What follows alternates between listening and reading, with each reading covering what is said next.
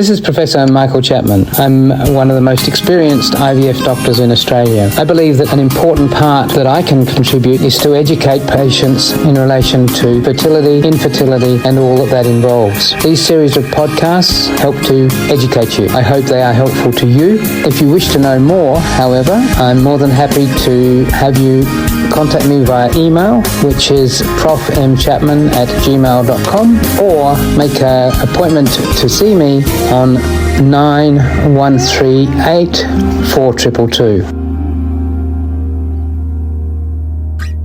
Catherine says, late 30s, ICSI, no immune issues, multiple stim cycles and transfers. What would the next steps be if not getting any embryos to freeze to test them? And then she says, I should add, the reason for IVF is blocked tubes, but yet to have a successful pregnancy. Multiple transfers and lack of success needs more detailed investigation. And to some extent, what I just said in relation to miscarriages are the similar tests that I would want to be doing to make sure that there was nothing specific that we could treat to improve the situation. In your late 30s, the odds of getting more than one embryo at a time is probably in the order of 50-50.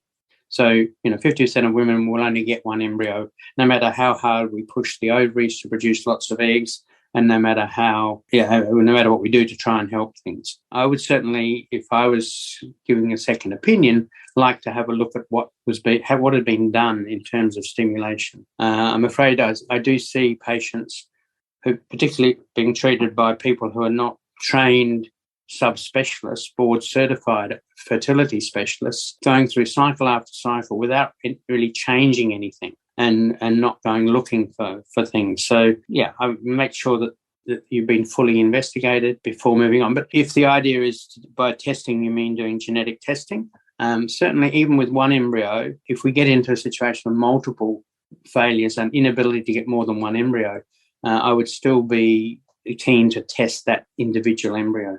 Prof, does COVID-19 kill semen? Any viral illness, and that could be the flu, a common cold, if it's severe, has always been known to hit sperm for a short period of time. And a long febrile illness where you've got a temperature rise is associated with reduction in sperm. And yes, that has been shown. It's not that COVID kills sperm, it's just that the viral illness itself switches off sperm production, but it recovers. Jess goes on to say, I'm doing a transfer with Dr. Raymond. When transferring the embryo, do you get to pick the best spot in the uterus to place it, or would the embryo move around before hopefully implanting?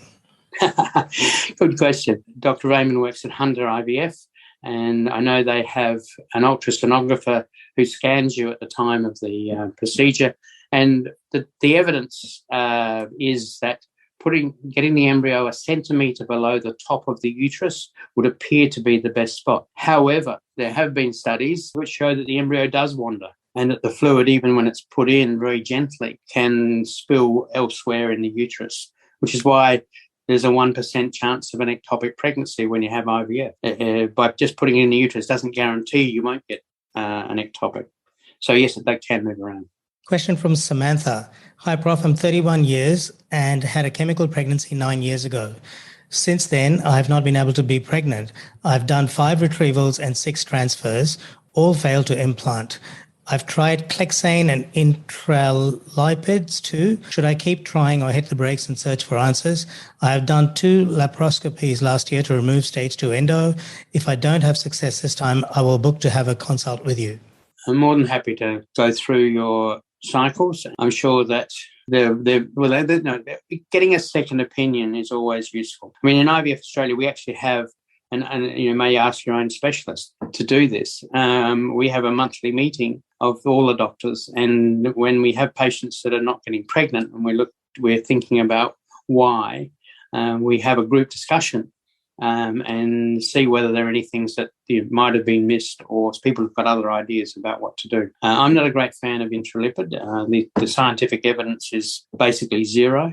I know that people are making money out of doing it, but I'm not convinced that it has any benefit in terms of success rates. And randomised controlled trials, there are only a couple of small ones, don't prove it doesn't work. And I think there's a small risk with intralipids in terms of the immune response that some women might get to it.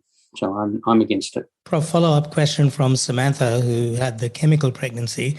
She says, another question, my day 21 progesterone is around 65. If I do a natural FET, do I need progesterone support? Can progesterone be too high for implantation, as my doctor wants to put me on an 800 milligram overdrill booster? Well, the evidence suggests that you can't have too much.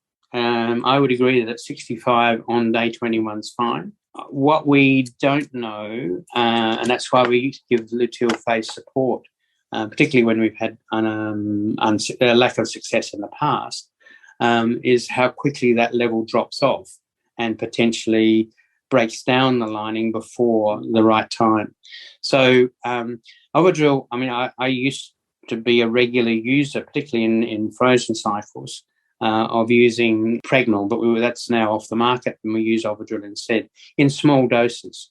And it will be small doses, probably 3 doses of 8 clicks, I think is the standard luteal phase support. And what that is doing is conning the body into believing that you're already pregnant, and that to keep a pregnancy going, the ovary, the corpus luteum, produces more progesterone, and that's the basis of it. And don't forget that you can access all the previous episodes by going to our website www.theivfjourney.com and select IVF Journey podcast from the navigation menu.